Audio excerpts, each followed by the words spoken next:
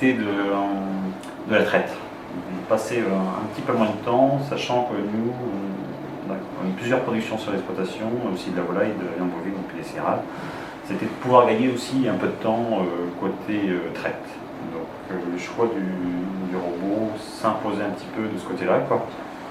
On n'a plus l'impression d'avoir les contraintes horaires comme avant. Voilà.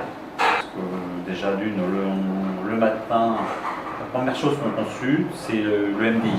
Donc un niveau indicateur santé pour les mammifs, c'est la première chose qu'on fait. Après, on regarde aussi le pourcentage de lait attendu. On peut vite détecter une vache qui est en acétone, soit ou un problème. Et dans le choix du robot, on pensait que le VMS était le mieux adapté.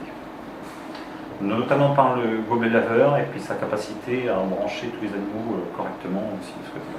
Aussi, ce qu'on aimait bien dans le robot de lavage, c'était la circulation pour les animaux. Et ça, pour nous, ça nous semblait important. La circulation des animaux pour éviter d'aller, par exemple, chercher trop de vaches. La souplesse.